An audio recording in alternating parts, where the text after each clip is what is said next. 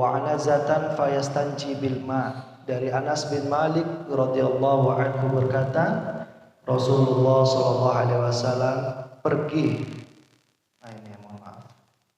Salah.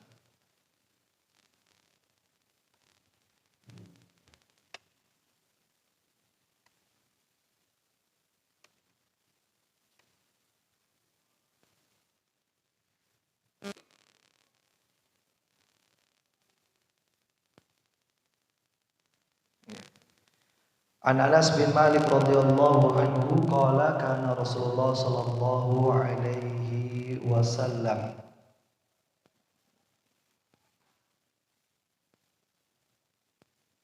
yadkhulul khala ana wa gulamun nahwi idawatan min ma'in wa anazatan fayastanji bil ma'. Ya.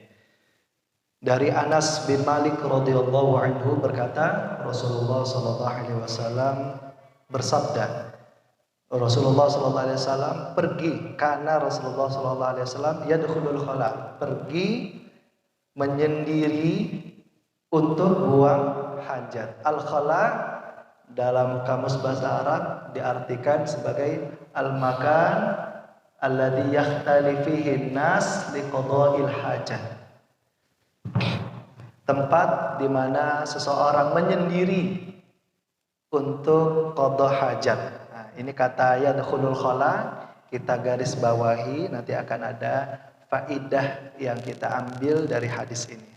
Ana wa gulamun nahwi. Saya, siapa yang ngomong saya? Sahabat Anas bin Malik. Ya. Anas bin Malik radhiyallahu anhu sejak umur 10 tahun sudah diserahkan oleh ibunya yang bernama Ummu Sulaim kepada Nabi sallallahu alaihi wasallam untuk menjadi pembantu Nabi Muhammad sallallahu alaihi wasallam. Dan sahabat Anas bangga dengan sebutan khadim atau pembantu, asisten Rasulullah. Beliau bangga. Beliau memiliki nama ayah Malik ibnu An-Nadhr Al-Jazari, Al-Jazzar. Ya. Beliau adalah namanya Anas dari bapaknya Malik bin Nadhr Al-Jazzar dari Bani Adi. Ibunya masuk Islam saat ibunya mendakwahkan Islam kepada ayahnya Anas Malik ibn Nadhr. Beliau menolak dan marah-marah. Pada suatu ketika Malik ibn Nadhr pergi ke Syam untuk urusan perdagangan ataupun perniagaan dan wafat dan binasa ya saat perjalanan menuju Syam. Sedangkan ibunya Ummu Sulaim ya yang tinggal di Madinah ikut bersama sahabat yang lainnya untuk masuk ke dalam agama Islam radhiyallahu anha. Ya. Dan Rasulullah sallallahu alaihi wasallam mendoakan Anas bin Malik dengan diluaskan hartanya, diperbanyak hartanya, diperpanjang umurnya, diberkahi kehidupannya, dan didoakan untuk masuk surga. Maka Anas bin Malik juga terkenal dengan orang yang doanya Rasulullah terkabulkan. Beliau menjadi orang yang banyak hartanya, banyak anaknya, umurnya juga panjang. Beliau adalah sahabat terakhir yang meninggal, dan juga tentu beliau masuk surga tanpa hisab. Dari mana kita mengetahui? Dari firman Allah Subhanahu wa taala yang ridho terhadap seluruh sahabat yang mengikuti Rasulullah sallallahu alaihi wasallam, mereka pun ridho kepada Allah Subhanahu wa taala. Yadkhulul khala, ya, bahwasanya karena Rasulullah sallallahu alaihi wasallam yadkhulul khala, masuk ke khala atau WC. Bahasa lainnya apa? Bahasa lainnya ada mirhad. Mirhad. Sama tempat untuk buang air besar. Ada juga bahasa lainnya madhab dalam hadis yang diriwayatkan oleh Abu Daud. Jadi bahasa orang Arab itu khala, ada mirhad, ada juga madhab. Madhaba ilaihi, di mana dia pergi ke situ untuk menyendiri buang hajat. Ana wa gulamun nahwi idawatan, ya, membantu Rasulullah sallallahu alaihi wasallam membawa idawah, membawa satu ember berisi air, wa anazatan fayastanjibil ma, dan membawa tombak. Tombak ini digunakan nanti saat beliau Rasulullah sallallahu alaihi wasallam hendak melaksanakan sholat, untuk dijadikan sebagai sutroh atau batas seorang yang sholat, sehingga apabila ada yang berjalan di depannya, ya, tidak membatalkan orang yang sholat. Apa saja yang membatalkan orang yang sholat apabila melewati antara sutroh dan seorang musalli? Dikatakan al-himar, keledai. Ada juga kalbul aswad, anjing yang berwarna hitam, karena anjing yang berwarna hitam itu adalah syaitan.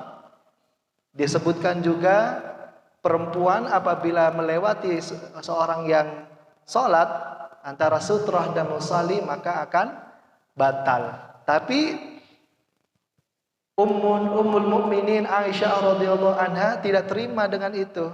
Kenapa kami disamakan dengan himar dan kalbul aswad? Maka di situ majruh hadisnya. Ya.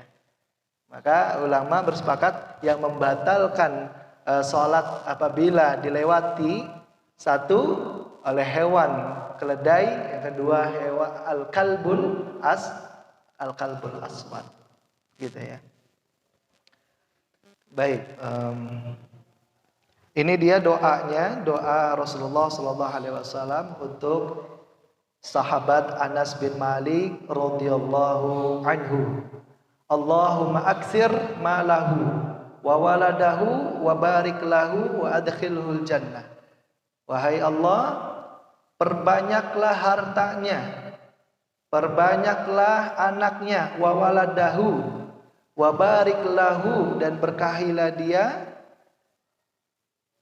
wa adkhilhul jannah, dan masukilah dia ke dalam surga.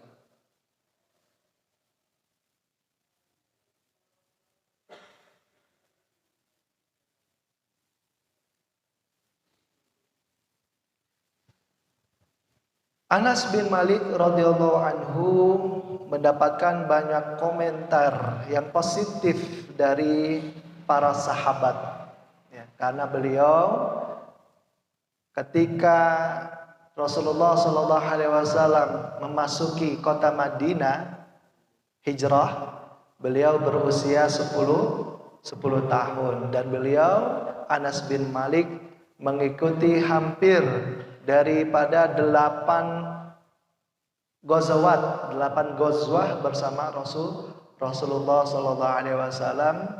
Di antaranya ada Sulhul Hudaybiyah, ada juga Umratul Qadiyah, Umratul Qadha, dan lain sebagainya. Abu Hurairah mengatakan, "Ma ra'aitu ahadan ashbaha bi salati Rasulillah sallallahu alaihi wasallam min ibni Ummi Sulaim." Terjemahannya ada di bawah. Tidaklah aku melihat seseorang yang salatnya lebih menyerupai Rasulullah sallallahu alaihi wasallam daripada ibnu Ummi Sulaim. Ya. Wa qala Anas bin Sirin, sesungguhnya Anas bin Malik, karena Anas bin Malik ahsanun nas salatan fil hadar wa safar.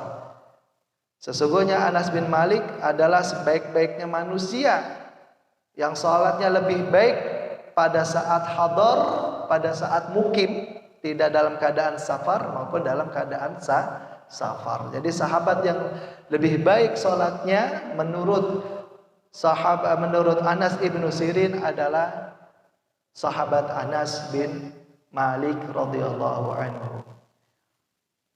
Wa qala hafidhuhu, hafid cucu ya, yang bernama Sumamah bin Abdillah, kana Anas yusalli hatta taftur qadamahu daman, bahwasanya Anas bin Malik kalau salat sampai kedua telapak kakinya ya keluar darah, mengucur darah, mimma yutilul qiyam, disebabkan lamanya berdiri. Ini tombak ya, ada gambar tombaknya yang digunakan kira-kira begini. Jadi kalau kita mau cari tahu tombak seutuhnya yang dipakai Rasulullah, ya nggak ada. Ya, ada beberapa artefak atau peninggalan-peninggalan Rasulullah di beberapa negara atau museum. Sebenarnya juga perlu ditanya keabsahan sanadnya. Ya, apa benar-benar ini berasal dari Rasulullah Sallallahu Alaihi Wasallam? Karena banyak orang yang akhirnya menganggap itu benar dan akhirnya bertabaruk, meminta berkah kepada benda yang belum tentu itu berasal dari Rasulullah Sallallahu Alaihi Wasallam. Bagaimana hukumnya tabaruk dengan rambut misalkan Rasulullah SAW? Memang disyariatkan pada saat itu. Dan apabila rambutnya masih ada sampai sekarang, perlu ditanya, benar nggak ini rambutnya berasal dari Rasulullah? Kan ada sanadnya, dari mana berasal. Bahkan beberapa kaifiyah, beberapa cara aja ada sanadnya. Ya, ada sanad khusus untuk penduduk Syam, ada sanad khusus untuk penduduk Baghdad ya. Jadi orang Baghdad meriwayatkan dari orang Baghdad dan lain sebagainya. Itu ada ya. Ini tombak yang dipakai oleh Rasulullah sallallahu alaihi wasallam. Apabila Rasulullah sallallahu alaihi wasallam keluar pada hari raya, beliau memerintahkan sahabatnya untuk menancapkan tombak di depannya sebagai pembatas tempat sholat, dan orang-orang sholat di belakang beliau, dan beliau juga melakukan hal itu dalam perjalanannya. Selanjutnya faidah yang terdapat dalam hadis Anas bin Malik. Yang pertama, bolehnya beristinja dengan menggunakan air ya. Bahwa Rasulullah SAW meminta idawatan min ma, satu ember yang berisi air. Artinya ini dalil bahwa istinja boleh dengan air. Kedua,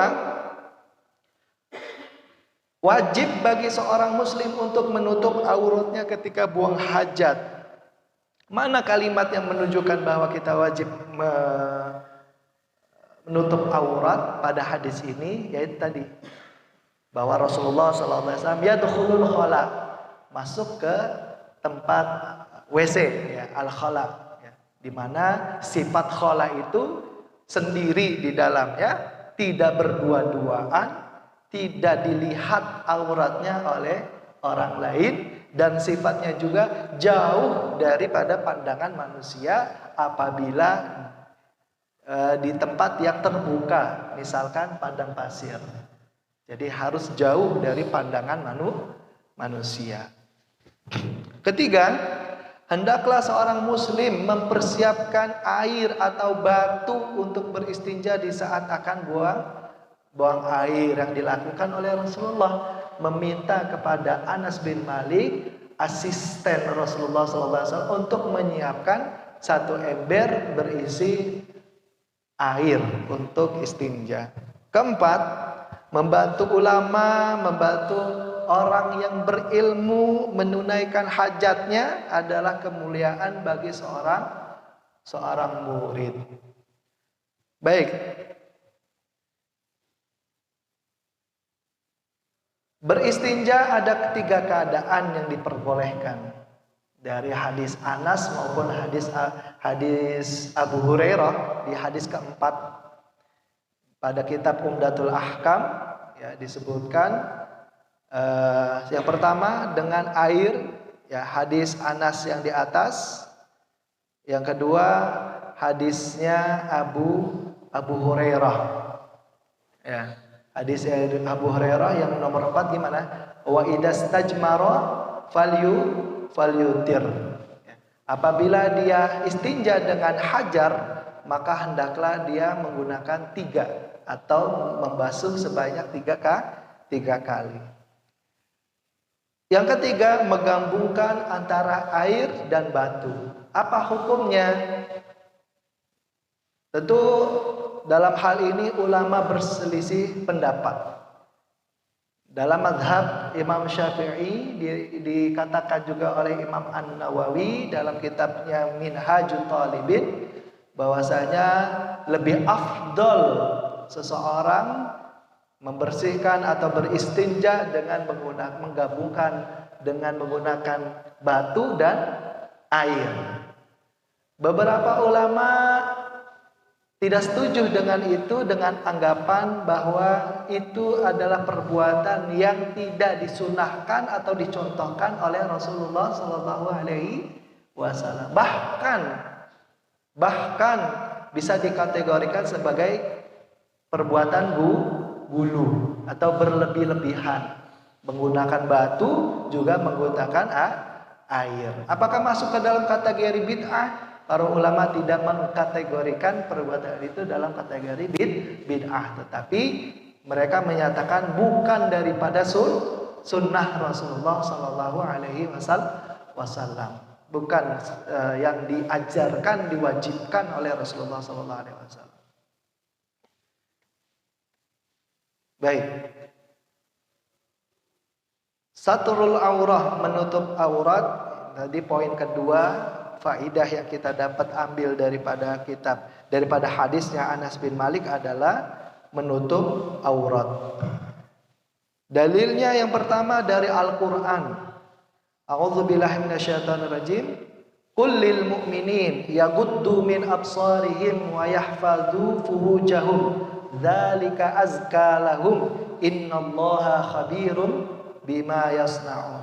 Katakanlah kepada orang-orang mukmin untuk menjaga pandangan, ya, min absarihim, menjaga pandangan mereka, wahai laki-laki, wa yahfazu furujahum, wahai laki-laki, agar dia hendaklah menjaga kemaluannya, ya, tidak disingkap, tidak dibuka, ya, dzalika azka lahum, dan itu lebih suci bagi kalian. Innallaha khabir, karena sesungguhnya Allah Maha mengetahui bima yaslaun, apa-apa yang dilakukan oleh mereka. Ini dikatakan untuk orang-orang mukmin laki-laki, ya, untuk menjaga pandangan dan menjaga kemaluan mereka. Ini dalil bahwasanya menutup aurat itu wajib. Nah, nanti pembahasan aurat kita akan kaji sebentar lagi. Kedua, dalil dari as-sunnah atau dalil hadis Rasulullah SAW bahwa Rasulullah SAW bersabda, ihfad auratak illa min zawjatik aw ma malakat yaminik. Jagalah auratmu, ya, kecuali kepada istrimu atau kepada hamba sahaya. Jagalah auratmu kecuali terhadap istrimu atau terhadap hamba sahaya.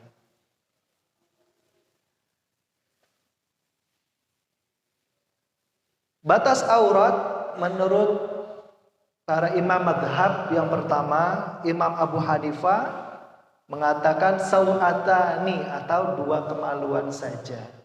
Sedangkan menurut jumhur, Imam Malik, Imam Asy-Syafi'i, mereka berfatwa atau bersepakat bahwa auratnya ma baina surrati wa rubbah, antara pusar dan rubbah. Jadi antara pusar dan rubbah atau lutut itu aurat. Sebagaimana yang dikatakan juga oleh Imam Al-Bukhari bahwasanya aurat itu laki-laki yang pertama dubur, yang kedua kemaluan farjun, Yang ketiga fakhid ataupun paha. Nah, ada beberapa orang yang tidak mengkategorikan paha sebagai aurat dengan dalil yang sahih bahwa Rasulullah Shallallahu Alaihi Wasallam terbuka pahanya ketika Abu Bakar masuk. Ketika Umar masuk masih terbuka pahanya Rasulullah Shallallahu Alaihi Wasallam. Tapi ketika Utsman bin Affan masuk, Rasulullah menutupnya. Ada komentar tentang hal ini oleh Imam An-Nawawi tepatnya. Apa komentarnya? Bahwa hadis-hadis yang Rasulullah tersikap pahanya, beliau mengomentari hadza la dalalata fihi ala anal fakhid laisa bi'aurah. Ini bukan berarti menunjukkan atau sebagai dalil bahwa paha itu bukan aurat. Karena apa? Li'annahu masykukun fil maksyuf. Ya. Karena apa? Karena hal itu perkara yang diragukan pada sesuatu yang dibuka. Qala ashabuna law sahal jazm bi kashfil fakhid ta'awwalna ala anal murad kashfu ba'di thiyabi. Kalaupun ternyata betul hadisnya sahih, bisa kita takwilkan, bisa jadi yang terbuka dari Rasulullah hanya sebagian kecil saja. Ya. Lakulliha, tidak semua paha Rasulullah terbuka, ya, tersingkap. Qalu wa li annaha qadiyah ain fala umuma laha wala hujjata biha. Karena juga ini merupakan qadiyah ain.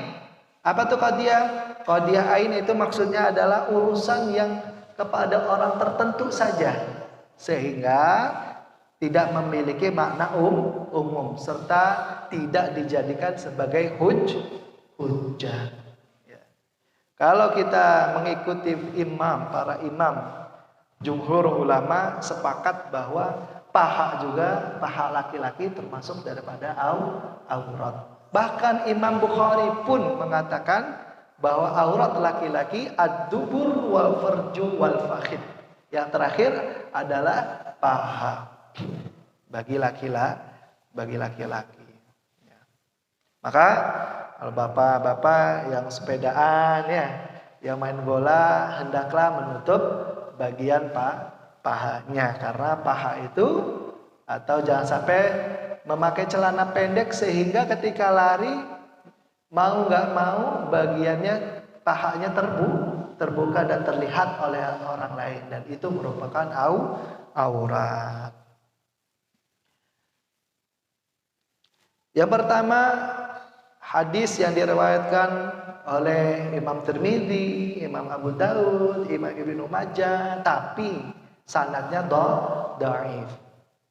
Walaupun sanadnya dhaif, para ulama mensahihkan dalil tersebut karena banyak orang yang meriwayatkan. Dalam ilmu mustalah hadis, kalau hadis dhaif ditambah hadis dhaif ditambah hadis dhaif menjadi hadis hasan li ghairihi. Ya, hasan li ghairihi. Kalau hadis hasan li ghairihi ditambah hasan li ghairihi, hasan li nafsihi. Nah, nanti akan meningkat menjadi sahih. Ya. Itu menurut sebagian ulama. Jadi hadis al-fakhid aurah ini ya sanadnya lemah. Bukan berarti hadisnya palsu, tetapi seluruh hadis yang menunjukkan bahwa al-fakhid aurah itu sanadnya lemah. Sedangkan hadis sahih yang diriwayatkan Anas bahwa Nabi Shallallahu Alaihi Wasallam pernah tersingkap bagian pahanya. Ini pendalilannya. Sedangkan komentar daripada Imam An-Nawawi, salah satu ulama yang memiliki kitab Arba'un Nawawiyah, dan dia juga mensyarah kitab Sahih Muslim, ya. Beliau mengatakan bahwa kisah Nabi terbuka pahanya ketika Abu Bakar dan Umar masuk kepada beliau tidak ada pendalilan di dalamnya bahwa paha bukan aurat, karena hal itu perkara yang diragukan pada sesuatu yang dibuka. Para sahabat, ulama Syafi'iyah berkata, seandainya beliau benar secara pasti telah membuka pahanya, maka kami mentakwilkan bahwa makna yang diinginkan adalah membuka sebagian kainnya, bukan seluruhnya. Baik, itu pembahasan tentang aurat. Kita kembali lagi. Yang ketiga, hendaklah seorang muslim mempersiapkan air atau batu untuk beristinja, ya, atau buang air. Ya. Di beberapa tempat di hotel maupun di pesawat, ya, di fasilitas-fasilitas umum lainnya, bandara, ya, terminal sekarang terminal 3 ya yang baru, ya, itu lebih banyak yang nggak ada airnya daripada ada airnya, karena mereka beranggapan bahwa dengan tidak menggunakan air lebih simpel dan tidak membasahi tempat maupun tidak membasahi lantai atau membasahi dirinya sendiri. Maka digantilah dengan yang namanya tisu. Nah, bagaimana hukumnya menggunakan tisu? Ulama salaf mengkiaskan hajar dengan benda-benda kasar yang lainnya. Di antaranya apa? Batang kayu, atau di antara lainnya apa? Pelepah pohon, ya. Mereka mengkiaskan. Ulama khalaf di antaranya Syekh Al-Utsaimin dan lain sebagainya mengkiaskan batu dengan tisu. Jadi ulama khalaf, ulama sekarang, ulama modern, ya, mereka membolehkan untuk istinja dengan menggunakan tisu. Dengan kias. Jadi kalau dicari dalilnya nggak akan ketemu. Nggak ada namanya istijmar bil mandil, istijmar bil asa, nggak ada. Bahkan Rasulullah SAW saat meminta batu pun meminta 3 batu. Tidak meminta batang pohon, enggak. Tapi Rasulullah SAW hanya meminta membawakan batu. Kan repot kalau ke pesawat bawa batu, ya, disuruh turun, ya, di custom house, ya, disuruh turun atau disuruh buang batunya. Ataupun di bandara pun ketika kita sudah masuk ke area bandara dalam, tidak boleh membawa benda-benda yang aneh, misalkan ya batu. Nah, maka tisulah diperbolehkan untuk istinja, mengganti batu, kayak gitu. Karena dengan kias. Apa itu kias? Mencari hukum, ya, dengan menimbang hukum yang ada dalilnya, dengan sama-sama, ya, menuntaskan ilah atau mencari solusinya. Apa ilah daripada batu dan tisu? Ilahnya sama-sama membersihkan. Yang ada dalilnya apa? Batu. Yang tidak ada dalilnya apa? Tisu. Ilahnya apa? Untuk membersihkan. Ya, batu dapat membersihkan, tisu pun dapat membersihkan. Maka para ulama memperbolehkan untuk istijmar dengan menggunakan tisu, gitu ya. Keempat, membantu seorang ulama atau orang yang berilmu dalam menunaikan hajatnya adalah merupakan kemuliaan seorang murid, ya. Maka Abu Daud radhiyallahu anhu berkata, "Awalaysa 'indakum ibnu ummi abdi sahibin na'lain wal wisat wal midharah?" Bukankah bersama kalian, kata Abu Daud radhiyallahu anhu, yang diriwayatkan oleh Imam Al-Bukhari, ada asisten Rasulullah, sang pembawa sepasang sandal Nabi Shallallahu Alaihi Wasallam, pemilik tikar dan bejana, yaitu Abdullah bin Mas'ud radhiyallahu anhu. Sama Anas bin Malik juga asisten Rasulullah, Abdullah ibnu Mas'ud, ya, masih kerabat Rasulullah, Abdullah bin Abbas ya kerabat. Abdullah bin Mas'ud juga sering membantu Rasulullah SAW, sering membawa kedua buah sandal Rasulullah, sering membawa tikarnya Rasulullah SAW, dan itu merupakan kemuliaan. Ya, kemuliaan membantu seorang ulama maupun membantu seorang yang berilmu. Baik.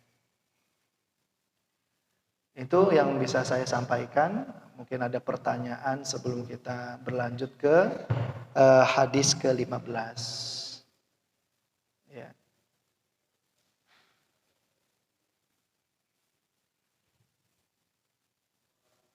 Ya.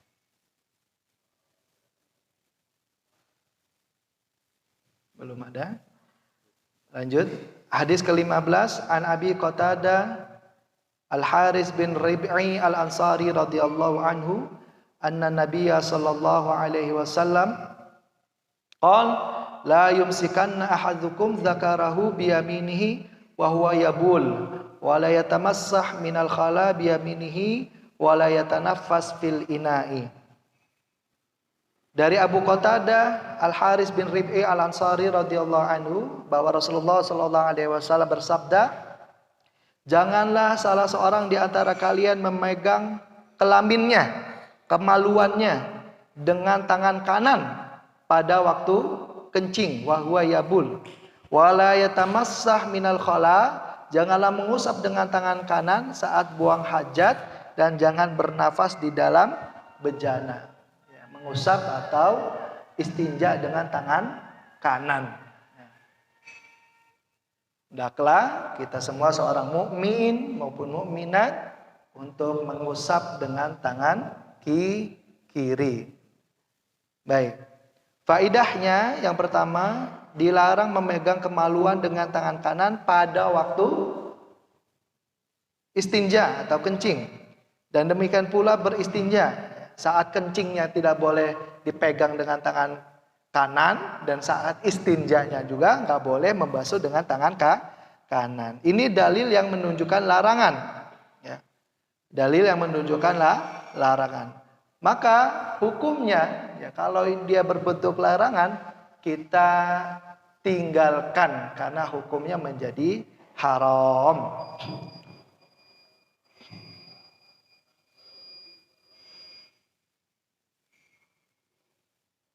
Masalahnya, kalau ada yang istinja dengan tangan kanan, apakah sah? Ya, apakah sah atau tidak? Maka mazhab Zahiriyah, ya, mazhab Zahiriyah secara tegas, ya, dan juga beberapa ulama Hanabilah berpendapat tidak sah.